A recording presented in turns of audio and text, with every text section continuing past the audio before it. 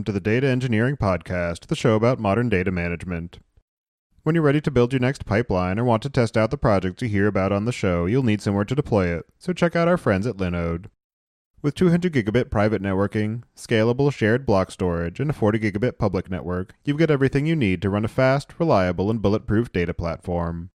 And if you need global distribution, they've got that covered too, with worldwide data centers, including new ones in Toronto and Mumbai.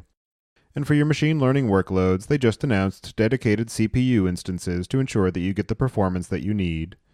Go to dataengineeringpodcast.com/Linode, that's Linode, today to get a $20 credit and launch a new server in under a minute.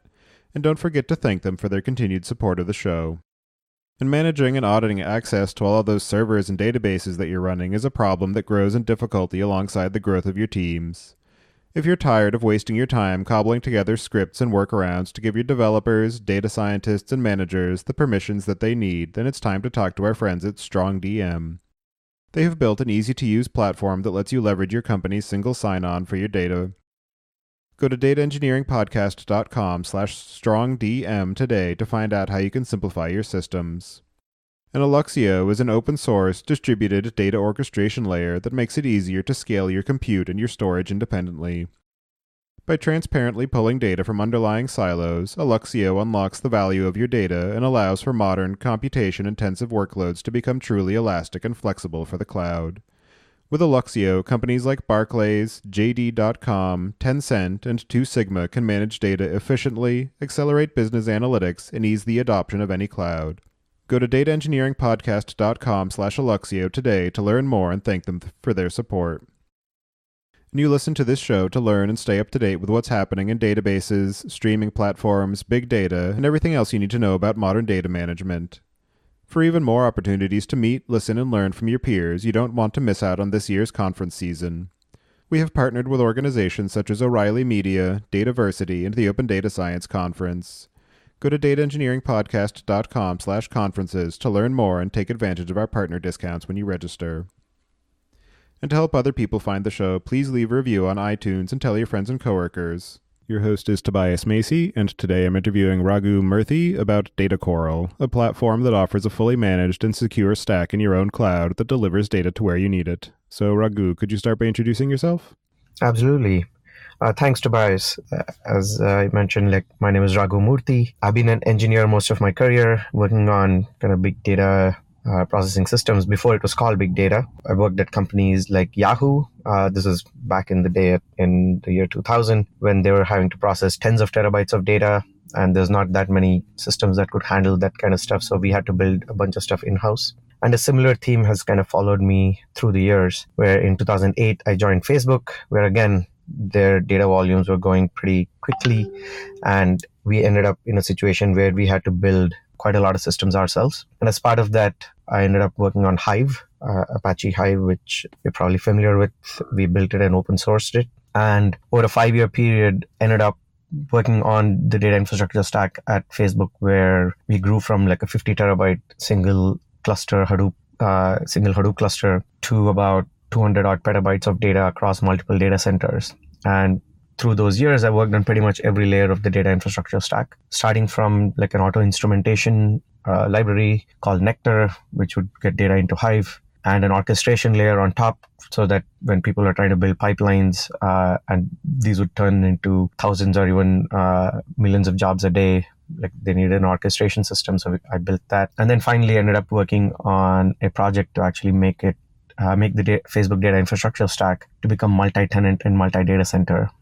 And that was a significant amount of learnings. And over the next couple of years, I did a bunch of other projects. And finally, over the past 3 years, I've been working on DataCoral, mainly as a way to apply a lot of the learnings that I've had over the years and make it so that we can provide companies a way to just get started on their data without having to build any of the infrastructure that typically takes a significant amount of time. And do you remember how you first got involved in the area of data management? And I'm wondering what it is that keeps you interested in working in that problem space. Yeah, so during my undergrad years, I was actually more focused on compilers. I was always interested in the marrying of theory and practice. So where there's like some strong theoretical underpinnings, and then you're building systems that are actually practically kind of useful, that are based on those theoretical underpinnings. And after undergrad, when I joined Yahoo, at that point in time, they were just trying to build data processing systems, as I mentioned. And it just seemed really interesting to just solve this kind of large scale problems.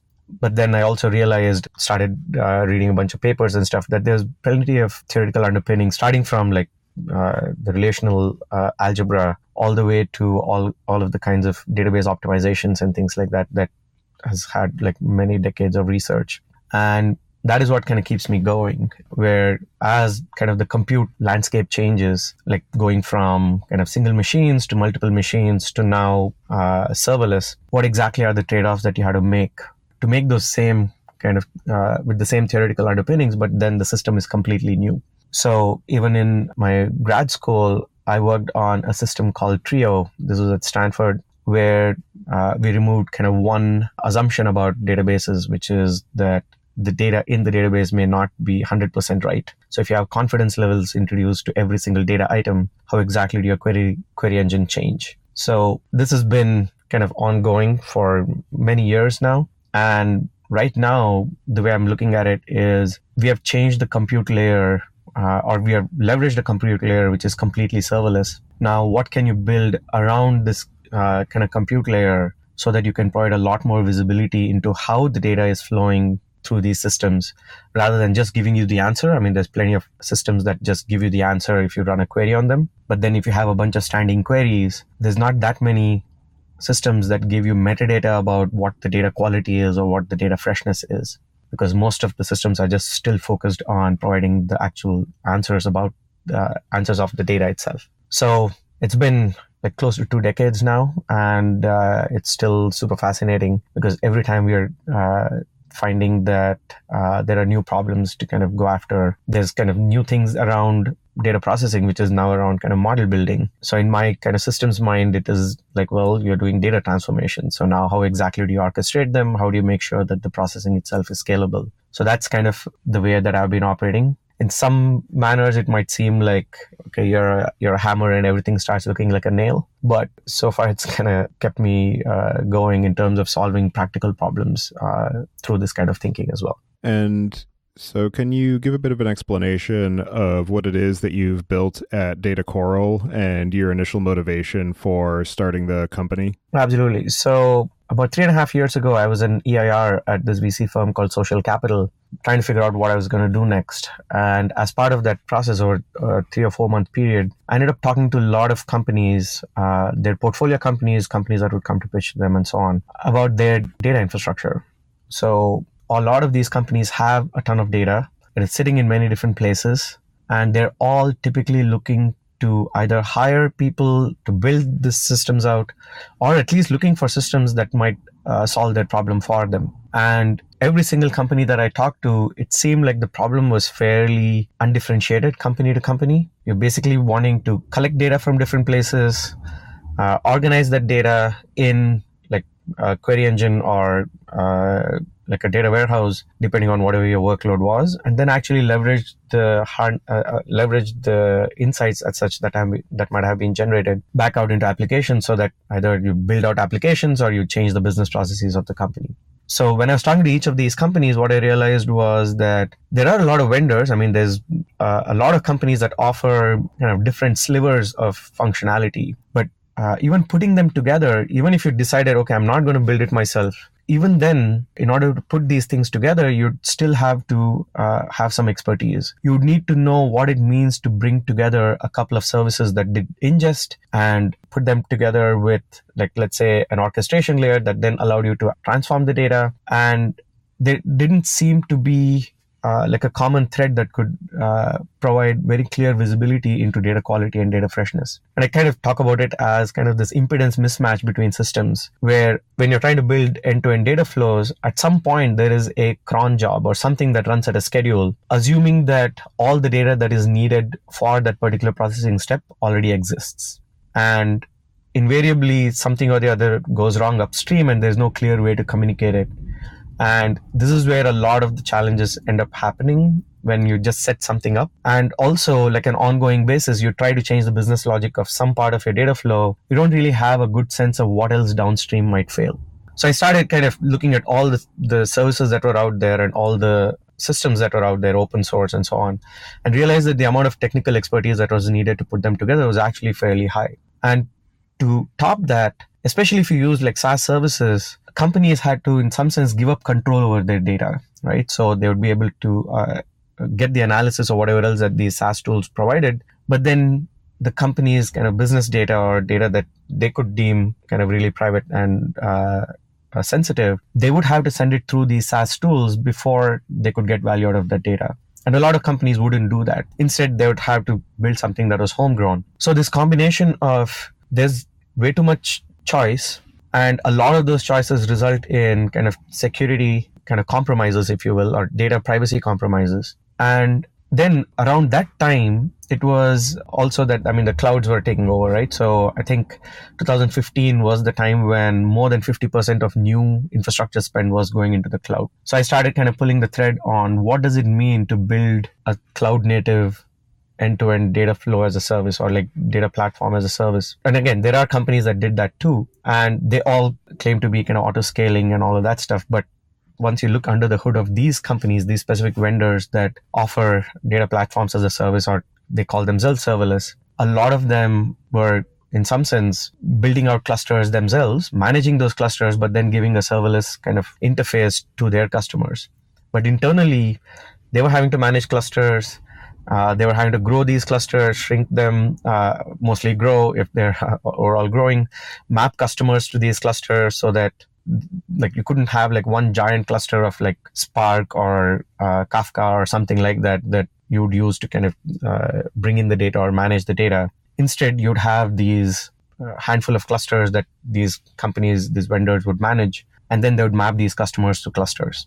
So what I realized was that given that they were all trying to solve this whole multi-tenancy they're going to solve for multi-tenancy here, they were having to build a lot of scaffolding to make multi-tenancy actually work well. And this is also around the same time that serverless computing was coming to fore, where there's this service called AWS Lambda that was getting a little bit more popular. And what I realized is that AWS Lambda as such might just make the entire cluster management problem go away. So what I mean by that is Lambda as a service, it came in and said, if you represent your workloads to follow my constraints, as in it cannot run for too long and it cannot take too many resources, then me as a service, as in Lambda, will make sure that whatever your business logic is, will run at any scale. You don't have to do any provisioning. You don't have to do any of the cluster management as such. And as a software stack, it actually becomes very easy to deploy inside of customers' environments. So because of serverless, what I realized was that it might actually be possible to build this notion of a private SaaS solution. As in, all of your software is running within the customer VPC. It's still in the cloud, right? But it is running within the customer VPC, and no data is leaving the customer systems. But at the same time, given this notion of cross-account roles and stuff like that these cloud providers provide, me as a vendor would be I would be able to provide it as a fully managed service. So I think there was I talked about kind of all the technology choices, and then I think finally the motivation for founding it. So as I was thinking about these kinds of technologies, the first thing that I did as an EIR was I was just writing code just to play around with Lambda. And then there was a few portfolio companies that said that, okay, hey, if you actually build something like this, then we'd actually use it and maybe even pay for it. And that was the impetus where folks at Social Capital told me, hey, maybe there's a company here and here's a check. And that's how DataCoral was formed. That makes it an easy decision of somebody just handing you money. Go build this thing. Yeah, I mean, I was already building it, and then they were like, yeah, maybe there's something there. So on the website that you have, you mentioned the fact that DataCoral has a very data-centric view of how to build a data processing platform. So I'm wondering how that differs from the way that other platforms or platform components think about the overall processing of information as it traverses source systems to destination systems, and just some of the different capabilities that unlocks of thinking about it in this different way. Absolutely. So I'd like to kind of take us back to how things were before there was SQL and before there were relational databases, right? So people would write programs that would process data that was sitting in files to get any answer. Now, along came SQL and said, hey, just specify what you need. Like, what is the question that you need answered? Don't tell me how, right? I mean, there is software that can figure out the how, but make it very clear about what is the input data that answer to your question relies on. Think from clause of SQL, right? So databases have made there's been tons of research, and there's been huge businesses built out of just this kind of core concept of giving somebody a high level language that is data centric. So it was not about writing programs or writing processing steps. It is about just declaring the question that required an answer, but then being very explicit on what the data dependency is, right? So for me, that is a data-centric language. Now, fast forward to 2008 or 9 when we were working on Hive. Before there was Hive, rather, there was MapReduce, right? So Hadoop was a MapReduce framework and a system. And people were writing MapReduce jobs to do, well, the classic example was to do word counts in like large documents or whatever. And people would write, as these kind of computations got more complicated, people would write multiple MapReduce jobs and say, hey, this is the input for this MapReduce job, and it generates these other set of files. And then there is this downstream MapReduce jobs that would take these outputs of the previous MapReduce jobs as inputs. Then they would generate their own, and so on and so forth, right? So essentially, people were hand coding these DAGs of MapReduce jobs. And Hive basically came along and said, hey, you don't really have to hand code these things. Again, same thing as SQL back in the day. Just write SQL or like HiveQL in this case. And then the system will actually compile that and generate the DAG of MapReduce jobs that need to run. And then there will be an execution layer that would do the appropriate orchestration. So again, Hive took off, right? But then when you started thinking about end-to-end data flows, as in pull data from somewhere, organize that data in like multiple ways by taking it through a series of transformations, and then actually publish that data back out. We are back in the whole writing programs phase, as in you're writing pipelines. These pipelines have jobs, and these jobs are essentially scripts that are pulling data from. So you have scripts for a bunch of things. You have scripts that can pull data from different places and write them out. Then you have downstream scripts or downstream jobs that are reading from the output of the upstream jobs and then doing their own transformations and writing something out back into a database or a file system. And then you have this entire DAG of jobs that are being hand-coded, right? Like you can think of a bunch of ETL systems that are used to build these kinds of DAGs, where essentially a lot of this orchestration is being hand-coded. So our data-centric approach has been to essentially do what SQL did for data processing of files or Hive did for MapReduce, which is that we'll provide a SQL-like language that will allow you to specify end-to-end data flows, and then that will get compiled into a DAG of jobs or like entire data pipelines that can then be run in a fully orchestrated manner by our engine. So when you think about what it means for such a data-centric approach to exist, you can have somebody who is not an engineer, right? So who knows, let's say, just about SQL. They're able to actually build out end-to-end data flows by only thinking about the shape and semantics of data, right? And then as a system, yes, we are running whatever we are running. I mean, at the end of the day, there has to be a data pipeline, or there has to be a bunch of processing that needs to happen of like data movement or data transformations.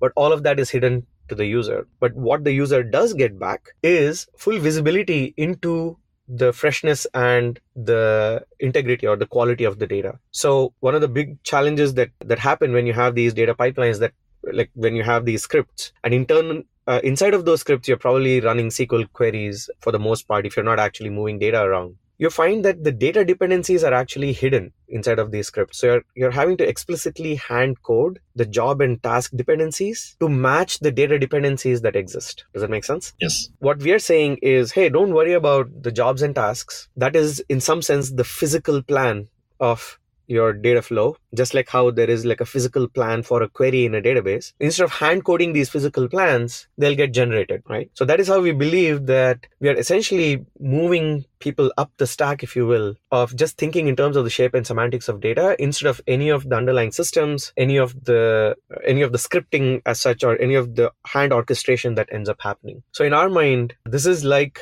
what happened in computer science, if you will, right? So earlier there used to be assembly language that was pretty architecture specific. That is about registers and memory banks, and you had to kind of really hand code everything that needed to happen for the business logic. And then there was like higher level languages that said, hey, you don't have to do this computer engineering. Instead, you can do computer programming, where you're mainly focused on the business logic of your application. So we are calling our data-centric approach data programming rather than data engineering. And a couple of the things that come out from that as questions that I'm thinking of are, one, you were mentioning the visibility of data freshness and data lineage. And I'm curious what types of strategies you're using for instrumenting these processing components that you're running. And then also, as far as moving higher up the stack, I'm wondering what are the areas where you have found some of the abstractions to be leaky, where you have to try to reimagine or re-engineer the way that you're consuming the data or structuring the data as it traverses these various components in the pipeline, particularly when you're dealing with these myriad different data sources that often have an ability for customers to create their own schemas and mappings that aren't necessarily going to be standardized across all of the implementations, and how much upfront effort is required to be able to manage those differences in the source systems as they traverse the various layers. Absolutely. So again, we are not changing the complexity of the data itself, right? So that is something that is inherent to the data, and we are not trying to solve for that complexity of standardizing data schemas or anything like that. But what we are saying is that to the data practitioner, we are saying schema is the interface, right? So what they're looking at are these connectors that are just getting data with as high fidelity as possible from the source systems into a warehouse, let's say. And in that warehouse, they're actually specifying transformations in the language of that warehouse, right? So in the SQL, if it is a SQL query, then, a SQL database, then they're just writing the SQL in the dialect of that database, right? And this also actually ties into the leaky abstractions, and I'll get to that in a minute. But what we are saying is that whatever the business logic of your data is, if it is representable in SQL, then directly represented in the SQL of the underlying system. But if not, you're actually writing a SQL-like statement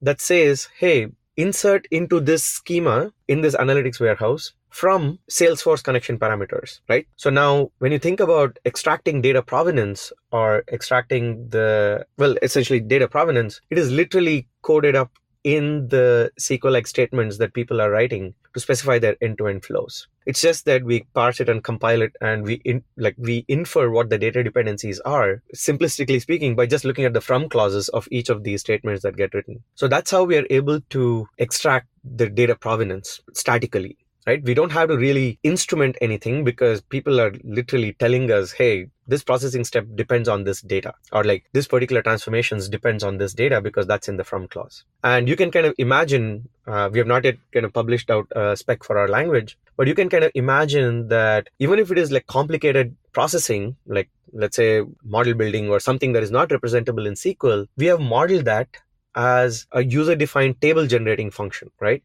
So Hive basically has this, there's a bunch of other databases that have them as well, like stored procedures. But the idea is that when you are trying to define these data flows, you're mainly describing the data dependencies. The actual processing step itself could be happening inside of a warehouse, inside of a container, but the actual data flow itself is represented like in SQL. In fact, in SQL, especially the transformations part. Now coming to so there's a couple of equivalences to this, and we have leveraged a lot of those concepts too. And I can get into a lot of the thought that has gone into like how we have brought together some of these concepts, right? So databases have this notion of views. right? So you can build views and views on top of other views. So in a very simplistic form, you can think of an entire end-to-end data pipe, not end-to-end, like all the transformation pipelines to all be represented as views and views on top of other views. But then, like you probably know, querying those views, let's say the furthest downstream view becomes really expensive if you keep querying it over and over. So you want to kind of cache the query results. And databases have had concepts of trying to do this, right? Which is called materialized views. But then when you think about building these materialized views, you realize that databases run into problems trying to provide a consistent way of these updates getting propagated between these materialized views when one view depends on another view. So most analytics databases don't really support materialized views well. Even kind of long-standing databases like even Oracle DB2 and so on, they've been working on this what is known as an incremental view maintenance problem. As in, let's say you have views that have like joins and aggregates and so on, and a row got inserted into like one of the source tables. How do you actually propagate that particular update through all of the materialized view definitions in terms of this end-to-end pipelines? So doing that is actually pretty hard. Doing that in a consistent manner is even harder. As in, if you want to do it in a transactionally consistent manner, doing materialized views in general in a transactionally consistent manner is incredibly hard. So most databases kind of give up on it, analytics databases. And that's the reason you have these data pipelines where you have derived tables that then get updated at a given schedule so that there's some predictability and so on. So in our minds, like giving up on materialized views and just calling them derived tables and so on and writing these scripts that would get triggered and stuff like that is in some sense kind of throwing away the baby with the bathwater. So you have materialized views that provided a very nice abstraction for people who just wanted to think about the shape and semantics of data. And we told them, hey, no, the database is not able to support them well. So now you have to think about how to orchestrate those transformations. So what we have said is, especially for this notion of transformations, you can just build them as views. And we'll build a poor man's version, if you will, of a materialized view on any database. And we'll do a deterministic orchestration based on our kind of microbatch processing layer and so on. So that is kind of our secret sauce, and that is what we have made more the secret sauce. You can think of it as like our opinionated way of building data flows. So now coming to the leaky abstractions part, we are not building a transformation layer ourselves. Right. So if you want to process large amounts of data, we are saying, hey, leverage one of the data warehouses that already exist. We don't want to build yet another database because, well, there's plenty that are reasonably good, right? So they might not do everything around end-to-end data flows, but if you submit a query, they do a great job of doing it, performing the data processing for that query in a really optimal way, and then giving you the answers. So what that means is that now we are exposing all of the problems as such of these underlying data warehouses, right? So our entire serverless kind of implementation, we are completely serverless in terms of data movement. So we build that ourselves. But then once the data goes into a warehouse and then it needs to get transformed there, we provide a seamless way to orchestrate the transformations. But then that means that the performance of the underlying warehouse is something that our users have to worry about. But the good news is that we are actually capturing a bunch of statistics about how these view queries how are they running? How much data are they processing? How long are they taking? Is there skew in the data? So these are all things that we can start capturing. And our goal is to build an optimizer that can optimize an end-to-end data flow rather than what a database does, which is just optimize one query at a time. So for example, if I know that the result of one query is being joined downstream, because again, the user has specified it as part of a data flow, the output of one query is going to be joined on a couple of these attributes. I know how to lay out the data so that the downstream queries can actually be really efficient. Now, a lot of this stuff is being done right now by kind of going over query logs and inferring what the workload looks like. But then turns out when people are defining data flows, these are standing queries, as in the business logic of the data itself does not really change when you're building these data flows. We just want to keep the data alive. So what we have said is that maybe you can actually statically compile and optimize these data flows that will leverage these warehouses to make sure that the end-to-end data flow is fully optimized. My mind was just blown a number of different ways.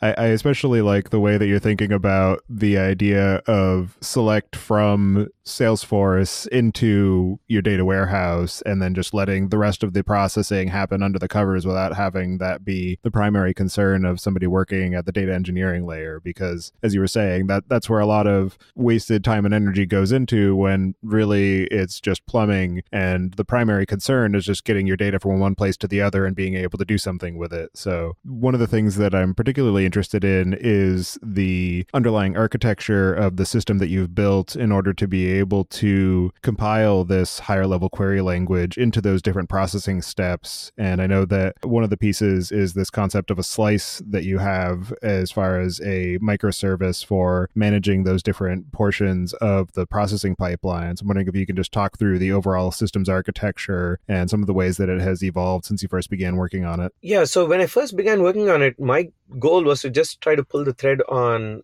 AWS Lambda and see how far you can go in terms of representing all the functionality needed in a data infrastructure stack to be represented completely in terms of these bite-sized operations that AWS Lambda can do really well.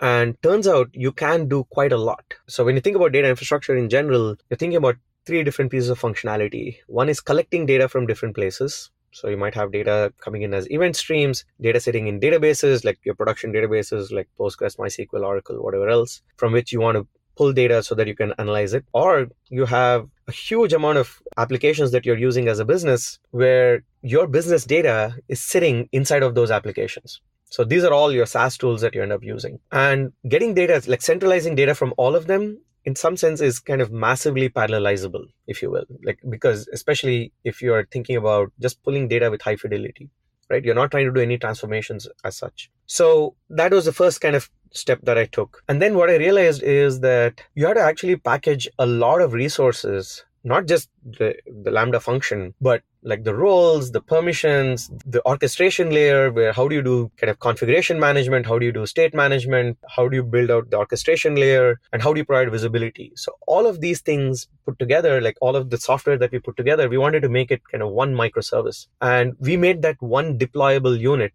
And that is what we ended up calling a slice, right? So if you had a connector to Salesforce, that would become a slice because that is one deployable unit. And in terms of how does this tie back into these data programs, if you will, like remember I told you that we're calling it data programming, right? So if you said something like select into a schema from Salesforce connection parameters, when you ran that thing, there would be a microservice that would get deployed. So this would be the slice that would get deployed. And then that'll keep the data live. That'll start getting data in. Right? So that is one type of a slice. And then we built this whole orchestration layer, right? So for different warehouses. So right now we have supported Redshift, and we have also supported AWS Athena, and of course any other kind of big data query engine that uses the same system catalog that Athena does, which is the Glue data catalog. And there is a whole bunch of orchestration or like a whole bunch of functionality that is needed to push data into these warehouses, as well as orchestrate the transformations that need to happen within these query engines. And again, we built that entire thing also as a serverless component.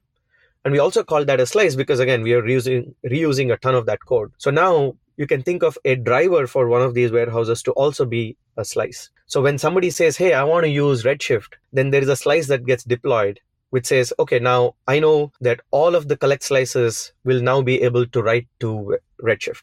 Or if I added a managed Athena slice, then all the collect slices will know how to write to Athena, right? Or Glue data catalog in this case. So the notion of a slice for us is actually an implementation detail, which actually also translates to whatever the user is saying, right? So typically when you're building connectors or when you're building these drivers and so on, they're all kind of, when you think about the deployment model, they're all kind of built and shipped as kind of, let's say, one monolithic application. And then a user kind of toggles the functionality that they need. But given that we are completely serverless, we are actually not even deploying the software that a user is not using the functionality of, right? So whenever a user needs a piece of functionality, a slice gets deployed for that, right? And remember that all of this deployment is happening inside of the customer environment, right? So it's happening inside of the customer VPC. So when a user says, hey, I need this connector, then automatically, like our software actually deploys a slice inside of their VPC that then starts collecting data or organizing data inside of a query engine. Or on the other end, this is kind of the last part of a data infrastructure stack that not that many people talk about, but ultimately this is what you want, is get data out of your analytics engine back out into applications or back out into production databases so that your product can use it. So we built out these deployable modules and we call them slices. So there are collect slices, there are organized slices, there are harness slices. And again, this is just implementation detail of how a serverless system works. But as far as the user is concerned, they don't really need to know that there is a slice or anything like that, right? So all of that is like an implementation detail. It just makes our job easy in terms of providing a fully managed service. So in terms of when we got started, like we started building these slices, but then we built a layer on top, and then this notion of slices has essentially gone into the background. And in terms of the life cycle of the data as it goes between these different slices, there are a few things that I'm curious about. One being managing schema transformations or updates or variations in data format as it goes between the different layers of the slices, and making sure that the inputs and outputs that are expected between them match up. And also, because of the fact that it's running on Lambda, how you manage the time constraints of being able to process these different batches of data and ensure that you don't run up against the limitations of the underlying platform, both from a time and performance perspective and just overall available resource, whether it's compute cycles or memory or data storage. Yeah, so again, like Lambda was our main kind of workhorse for a long time. But since then, as you can imagine, if things need to take longer or whatever, we have started leveraging other kind of ways of doing the processing as well, even though we have kept the same data-centric approach. So I talked about these slices. So each of these slices, they have a shared metadata layer. So all of them do configuration management the same way, state management the same way. And we leverage like open data format. So we don't have our own proprietary data formats because that is not where we are innovating. But every slice knows what kind of data will essentially publish not only the schema of what it is publishing, but also the data format itself, like the actual physical layout. And that is something that's available across the entire data flow. Now, the other aspect with the shared metadata layer and the fact that the shared metadata layer is where all of the data provenance is captured is that when there is a change that happens at the source, in terms of a schema, let's say, then we have each of these connectors, for example, that are connecting to a source, they're also monitoring for schema changes. So whenever there is a schema change, then that results in a data event, right? Saying that, hey, there is a schema change that happened. And then the downstream processing steps either know how to deal with it or don't. And if they don't know how to deal with it, they'll notify the user to say, hey, something changed upstream. I'm going to stop processing now because I don't know what to do. Like, for example, let's say a column got dropped at the source. Because we have data provenance, we are able, or actually more technically, we have schema provenance. Data provenance is a much harder problem. We can get to that, but that's kind of a digression. Given that we have schema level provenance, we are able to notify our user, like if you're able to handle it, like let's say a new attribute got added, then it'll just get added to the data in the warehouse. But let's say an attribute got dropped, then if it's not being used anywhere in kind of the downstream kind of queries, then it can be kind of silently dropped. But if it is being used, then you know that the business logic, like we are not trying to interpret the business logic of any of the queries, not yet anyway. We'll just notify the user. We'll kind of quiesce that kind of particular processing kind of flow, and we'll quiesce it and we'll notify the user to say, hey, something has changed. You need to go change your business logic of your query to handle this particular change. And then when they actually make that change, we actually provide a compile step.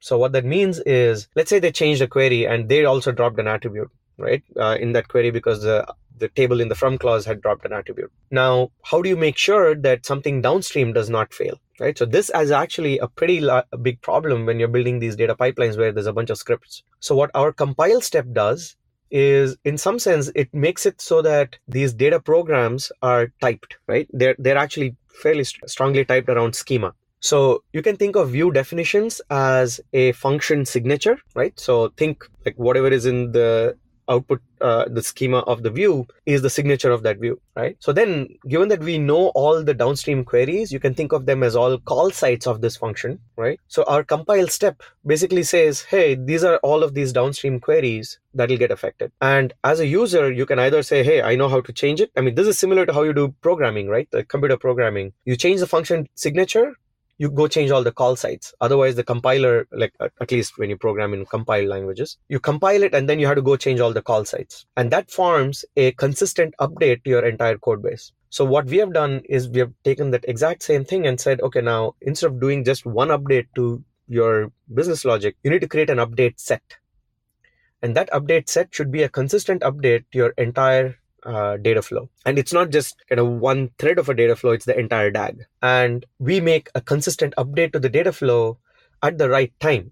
Like, for example, if you have something that's running hourly and there is something downstream that's running daily, you don't want to change the business logic of something that's running hourly in the middle of the day, because then your daily process will have half old version and half new version of the hourly data. So instead, we change both the business logic of the hourly as well as the daily, if the daily also has to change at the beginning of the day, right? So all of this is actually done at compile time, right? So we are able to infer when exactly to make those changes and make those changes in a consistent manner, right? So to answer your question about how do we handle changes, if we can handle it directly ourselves, we do it. Otherwise, we notify the user, but then give them, provide enough guardrails so that the updates that they're making are consistent.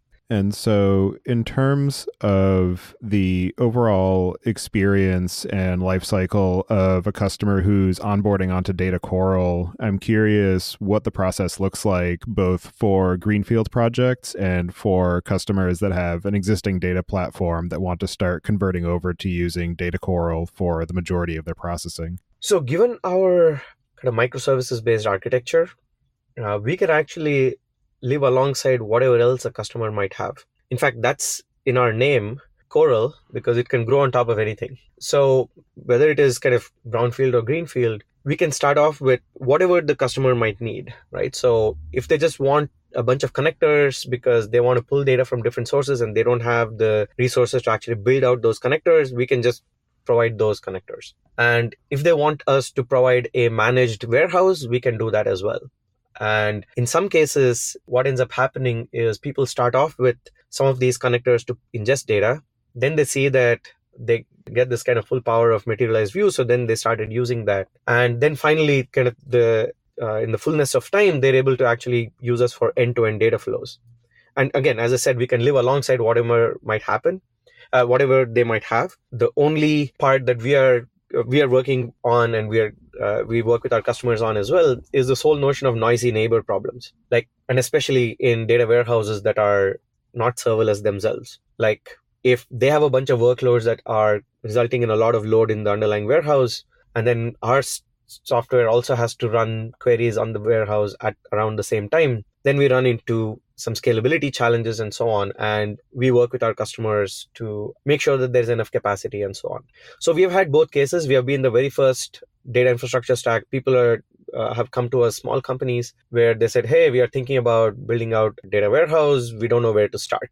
And we have gone in there. We have, in fact, deployed their first Redshift instance as part of our installation. And we have provided like an end-to-end stack to be there for them pretty quickly. We've also had cases where people had their own Redshift clusters or they had their own custom-built scripts. And in those cases, we tell them, hey, tell us about a few use cases that you'd love to solve, but then you just don't have the resources right now to tackle them because your main building out KPIs or KPI dashboards or whatever else is actually taking a significant amount of time. And we start off with those use cases. We can start off small, but then we grow over time, right? So the more that our customers see that they can get a significant amount of value without having to spend a bunch on engineering, the more they start using us. So we know that we have succeeded if data engineers, data scientists, data analysts, they start getting creative. They start saying, oh, the stuff that I was worrying about is no longer a worry. So let me think about this other data set that I might be able to bring in to understand better what a customer is doing, or understand better what my sales team is doing or marketing team is doing, and so on. Right. So we've had customers who also said, hey, I want to just pull in some of the Slack messages that are happening in certain channels around kind of help channels so that I can analyze what kinds of questions people are asking to see if there's something that I need to build in the product. So those are not the types of things that you think about upfront when you are thinking about building your standard kind of business dashboards or whatever. But if once you start kind of alleviating people from these kind of dealing with data pipelines and elevating them to thinking about just about the shape and semantics of data, then you start seeing that they're truly leveraging all the data that they have. And there are a whole number of other avenues I'd like to explore because I think this is a very fascinating topic and a very fascinating platform that you've built. But in the interest of time, I'm interested in understanding what you have found to be some of the most interesting or unexpected or challenging aspects of the lessons learned or work that you've done in the process of building DataCoral. So building DataCoral is kind of two things. Actually, it's many things, but I break it down into two things. One is the technology itself. And I think we talked quite a bit about the technology itself. And then the second thing is about building out a company, like building out a startup, hiring people, and getting people excited about kind of the same vision, and actually finally kind of delivering the value to our customers. And in terms of the challenges, I mean, clearly the biggest challenge for us right now is kind of hiring. I mean, it's a pretty hard market, so we're spending quite a lot of time trying to get the best people that we can on all aspects of the company, right? So on the technology side, on engineering, on sales, on marketing, on product, and I believe that we have actually assembled a pretty solid team. And of course, to boot with, we have some pretty amazing and supportive investors. So Social Capital did our seed round, and Madrona, based in Seattle, they did our Series A. And it has been immensely helpful for me, I mean, as an engineer, first-time entrepreneur, to be able to build out the company, to have support of such investors. So that's kind of around the company building itself. And I'm guessing that's kind of true for most companies nowadays anyway. Now, going back to the technology side, I think some of the unexpected challenges as such are like where exactly the bottlenecks lie when you make certain technology choices, right? So we're building a distributed system. So typically when you're building a distributed system, there are many choices that you have to make around how do you do configuration management, how do you do state management, how do you do orchestration of workloads, how do you do resource management and resource scheduling, and then finally, how do you actually provide visibility into the workloads and the overall work that's happening in the system. So the one choice that has been clear and continues to be clear is choice on how resource management and resource scheduling works. And we have chosen serverless technologies like AWS Lambda to do that. But the rest is something that we have built. And to top that, the fact that we are building multiple isolated installations rather than a single multi-tenant system provides some pretty unique challenges around what even a CI/CD pipeline looks like. So deploying to like a handful of clusters is very different than deploying to hundreds of isolated installations. It's actually very easy compared to a server full installation, right? But even if it is much easier than a server full installation or a server full implementation, building a CI/CD pipeline for a serverless service that is running as multiple isolated installations is surprisingly hard, as you can imagine. So we are kind of solving the problem of both a SaaS company as well as an on-prem company. So we are providing like a private SaaS offering, and we believe that we are kind of hitting a bunch of these kind of scalability challenges around just CI/CD itself. And kind of, I just want to mention though that I actually believe and maybe even want that most applications, even SaaS, has to move towards private SaaS.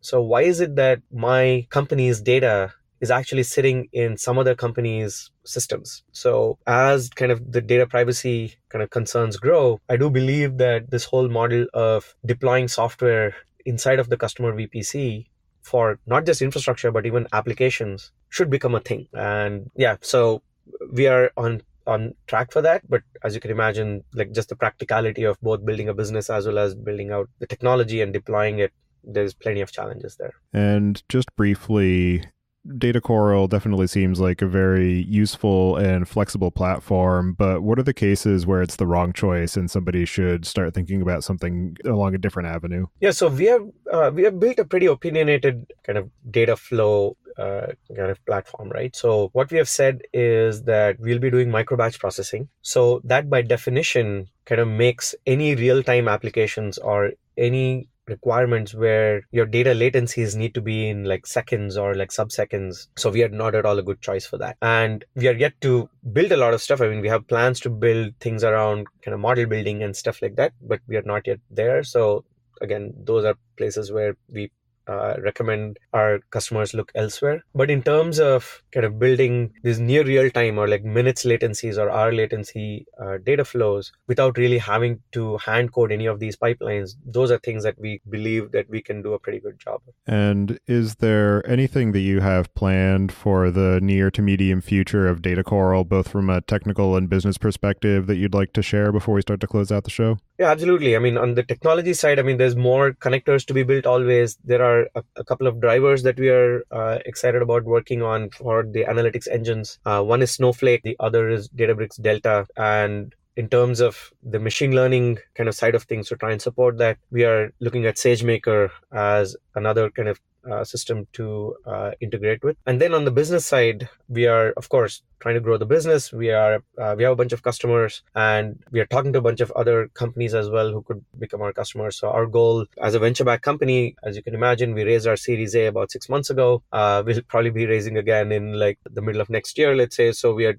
tracking our business to get the right kinds of customers, get to a repeatable sales model, and build out a big enough pipeline for the next stage of the company. And one last question that I have before we start to move on that I'm curious about is how much effort you anticipate going through if and or when you begin to support other cloud providers beyond Amazon? Yeah, so clearly that has been a question that has come up quite a bit. And there have been solutions or like services that say they are cloud agnostic or multi-cloud. But in most of those cases, they end up not leveraging everything that a particular cloud has to offer, right? So that means that they're having to rebuild or like start from scratch on a bunch of services that maybe these clouds offer as platform as a service. So we believe that we need to be cloud best rather than cloud agnostic. So right now we are all in on AWS because, again, it's the biggest cloud provider. It has a lot of features that are actually pretty enterprise ready, and they're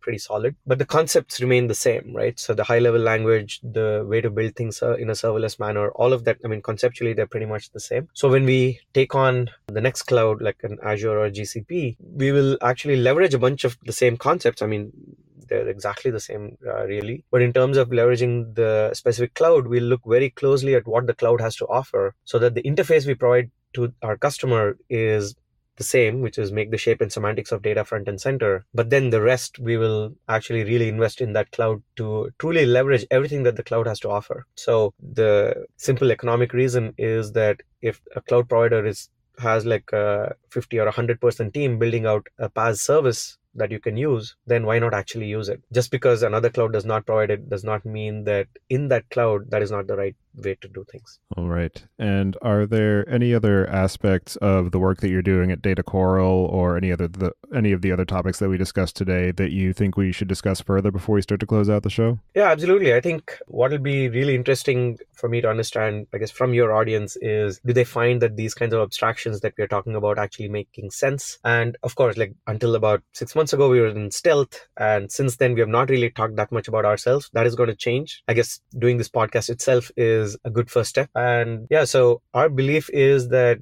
data practitioners should be thinking more in terms of the shape and semantics of data instead of the plumbing. So we'd love to chat more as we get feedback from both our own customers as well as from your audience about what they think about providing these kinds of abstractions as well as the kinds of implementations, the serverless implementations that we have done. And for anybody who does have any feedback or additional questions for you, I'll have you add your preferred contact information to the show notes. And as a last question, I'd like to get your perspective on what you see as being the biggest gap in the tooling or technology that's available for data management today. So in my mind, the gap is not in the tooling, but the gap is in a common thread or like a common layer that knows how to make all of these tools work well together. So there are choices for all kinds of things that you want to do, starting from like the stuff that we do, which is collecting data, organizing data, or harnessing the data governance, data cleaning. I mean, there's this whole, multiple people have published periodic tables of all the different companies that offer different features or like different parts of whatever is needed for data management. But it seems like there's no common layer